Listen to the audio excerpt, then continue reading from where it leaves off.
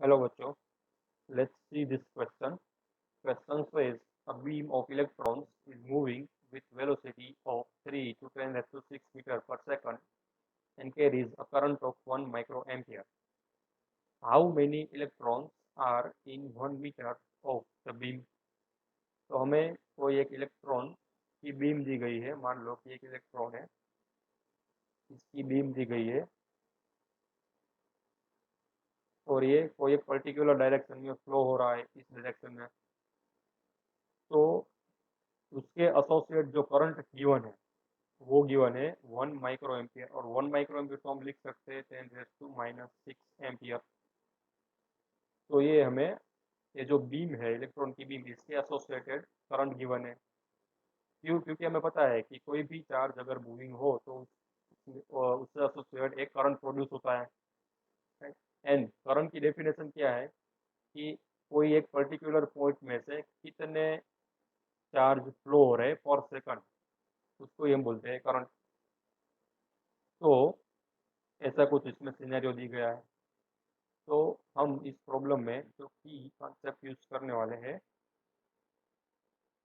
वो होगा quantization of charge का।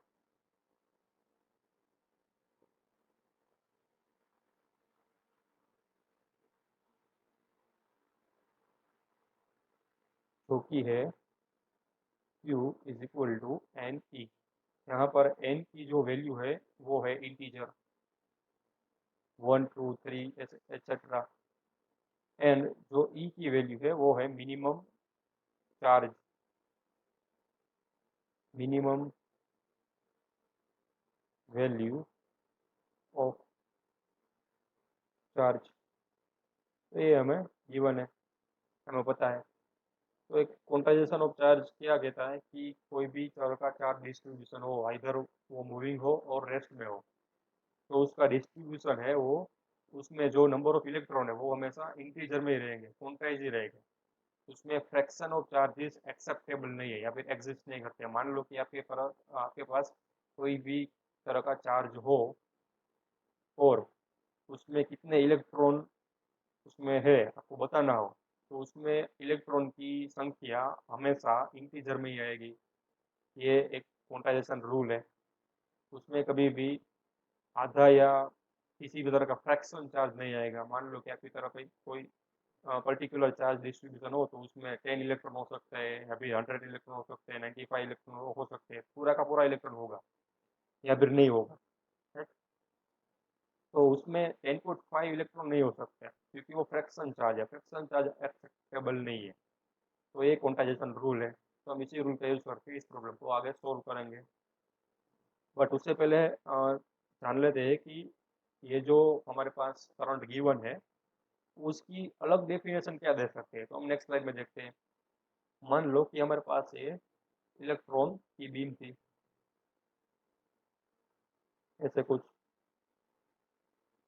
और ऐसे पीछे भी आ रहे होंगे इलेक्ट्रॉन ऐसे, और ये सब इस डायरेक्शन में मूव कर रहे हैं विथ वेलोसिटी 3 × 10⁻⁶ मीटर पर सेकंड। तो एक सेकंड में कितना मूव कर रहे होंगे, तो एक सेकंड में 3 × 10⁻⁶ मीटर वो आगे निकल गए होंगे, क्योंकि इस कंसेप्ट का भी हम यूज करने वाले हैं। तो हमें इस पर्टिकुलर बीम का जो करंट है वो मेजर करना है। तो हम क्या करेंगे कि कोई भी पॉइंट पी लेंगे, मान लो ये पॉइंट पी है। अब ये जो पॉइंट पी है उसमें हम क्या एक ड्रॉ करेंगे, हम एक इमेजनरी सरफेस ड्रॉ करेंगे ऐसे, बहुत ही इन्फिनिजिबल small, infinitesimal small surface draw करेंगे। अब हम क्या करेंगे, एक स्टॉपवॉच हमारे पास है। अब जब ये जो बीम है इलेक्ट्रॉन की वो यहाँ पर पहुंचेगी इस पर्टिकुलर पॉइंट पे, इस पर्टिकुलर सरफेस पे, मान लो कि ये बीम थी यहाँ पर पहुंच गई, ऐसा कुछ। तो जब ये यहाँ पर जस्ट टच किया, तब मैंने स्टॉप वॉच में देखा कि t is equal to 0 second थी, मैंने स्टार्ट कर दी। एंड जब स्टॉप वॉच में t is equal to 1 second हुई, तब मैंने स्टॉप वॉच को स्टॉप कर दिया। तो जब ये दो अलग अलग टाइम इंटरवल में इलेक्ट्रॉन आगे भी मूव कर रहे होंगे, हमें पता है t बराबर 0 पे यहाँ पर थे एंड t बराबर 1 हुआ, तब ये जो पहले वाले इलेक्ट्रॉन थे वो कुछ आगे मूव कर रहे होंगे, वो डिस्टेंस ट्रैवल किया होगा और यहाँ पर पहुंच गए होंगे, यहाँ पर कुछ ऐसा कुछ। तो उसके पीछे वाले इलेक्ट्रॉन थे, यहाँ वाले इलेक्ट्रॉन, वो भी इसके पीछे पीछे आते होंगे और यहाँ पर शिफ्ट हो गए होंगे। ऐसे करते करते थोड़े इलेक्ट्रॉन यहाँ पर भी आए गए होंगे। तो अब हमें यहाँ पर भी एक इमेजनरी सरफेस कंसीडर करें, t is equal to 1 second पे, तो हमें एक रीजन मिला, ये वाला रीजन, ब्लैक वाला रीजन मान लो। तो इस रीजन में कितने चार्ज हो गए, वही हमारा करंट होगा। ये करंट की दूसरी डेफिनेशन होगी। पहली डेफिनेशन क्या थी कि number of charge of number of electron flowing, number of electron flowing और unit time through this point. क्या थी पहली डेफिनेशन कि कितने चार्जेस या फिर कितने नंबर ऑफ इलेक्ट्रॉन इस पॉइंट पी से 1 सेकंड में बाहर आए रहे, उसकी संख्या को ही क्या बोलते हैं, करंट। दूसरी डेफिनेशन क्या मिली कि 1 सेकंड में जो करंट बाहर निकले हैं उसने कुछ मान लो कि डी डिस्टेंस ट्रैवल किया, ऐसा कुछ। तो उस डिस्टेंस में कितने नंबर ऑफ इलेक्ट्रॉन या फिर कितने चार्ज एक्यूमुलेट हुए हैं इस रीजन में, ये वाला रीजन में, वही हमारा करंट हो गया होगा। तो ये भी हमारी करंट की डेफिनेशन हो गई। और ये करंट हमें गिवन है, कितना गिवन है, 1 माइक्रो एम्पियर या फिर 10⁻⁶ एम्पियर। अब हमें पता है कि 1 सेकंड में कितने इलेक्ट्रॉन इसमें हो गए, वो हमें फाइंड करना हो तो हम क्या यूज करेंगे। तो हमें पता है कि I is equal to Q/T। तो 1 सेकंड में कितने नंबर ऑफ इलेक्ट्रॉन यहाँ पर एक्यूमुलेट हुए होंगे वो हमें निकालना हो तो हम क्या करेंगे कि यहाँ पर Q is equal to N E लगा देंगे, क्योंकि हमें पता है क्वांटाइजेशन रूल के हिसाब से N T is equal to 1 रखेंगे। तो I is equal to N E निकल के आ जाएगा और यहाँ से क्या होगा, N is equal to I/E। तो हमें इस रीजन में कितने इलेक्ट्रॉन है वो हमें ये फॉर्मूले से निकल जाएगा। बट ये जो डिस्टेंस है वो है 3 × 10⁻⁶मीटर क्यूब, क्योंकि 1 सेकंड में इलेक्ट्रॉन ने कितना डिस्टेंस ट्रैवल किया होगा। तो हमें पता है कि वेलोसिटी इज इक्वल टू होता है distance over time, then distance is equal to v into T, then t is equal to 1 second put करेंगे तो d is equal to v। तो हमें वेलोसिटी गिवन है 3 × 10⁻⁶ मीटर। तो इलेक्ट्रॉन ने 1 second में इतना डिस्टेंस ऑलरेडी ट्रैवल कर दिया है। तो जो यहाँ से हमें नंबर ऑफ इलेक्ट्रॉन निकलेंगे ना, वो 3 × 10⁶ मीटर के रीजन वाले इलेक्ट्रॉन निकलेंगे। बट हमें जो फाइंड करना है वो d is equal to 1 metre हो तब का फाइंड करना है। तो मैं आगे स्लाइड में दिखाता हूँ कि हमें क्या फाइंड करना है। तो जब हमें मेजर किया तो इलेक्ट्रॉन मान लो यहाँ पर थे, t is equal to 0 time पे, एंड जब t is equal to 1 second हुआ तब इलेक्ट्रॉन यहाँ पर पहुंच गए।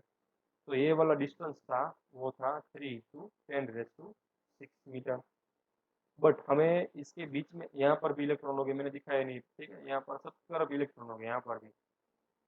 तो ये वाला जो इलेक्ट्रॉन थे वो थे 3 × 10⁻⁶ मीटर रीजन के इलेक्ट्रॉन। बट हमें सिर्फ 1 मीटर के अंदर कितने इलेक्ट्रॉन हो वही निकालना है।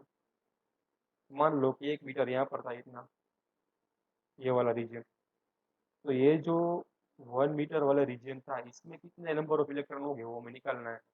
तो हम क्या करेंगे, सिंपली क्रॉस मल्टीप्लिकेशन का यूज करेंगे। तो हमें पता है कि ये होल रीजन में कितने इलेक्ट्रॉन है, तो हमें आगे वाले इक्वेशन से ये फॉर्मूला निकाला था I/E।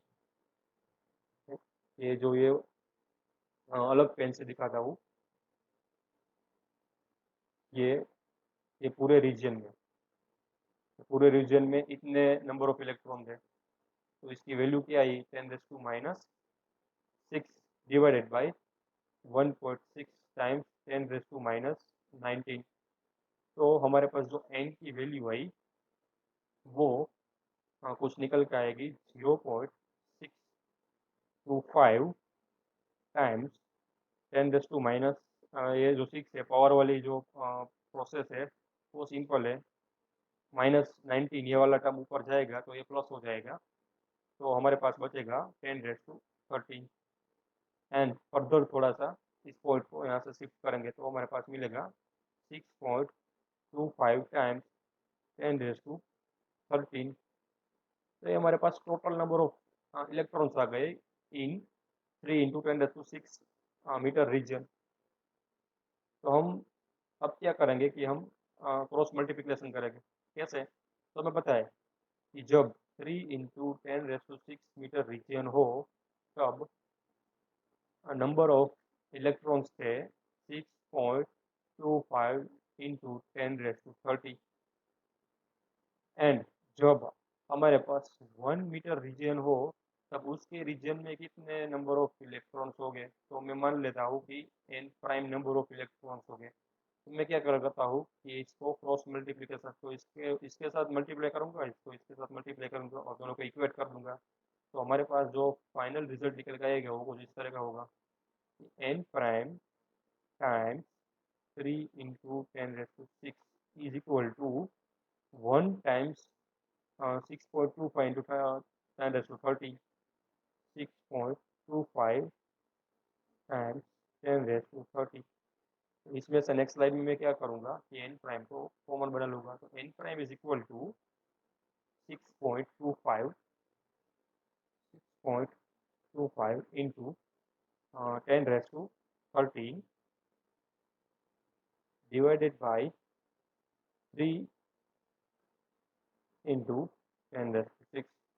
तो इसको अब हम क्या करेंगे, सोल्व करने वाले 6.25 डिवाइडेड बाई 3 करेंगे तो हमारे पास जो आंसर आएगा वो आएगा अप्रोक्सीमेटली 2.08।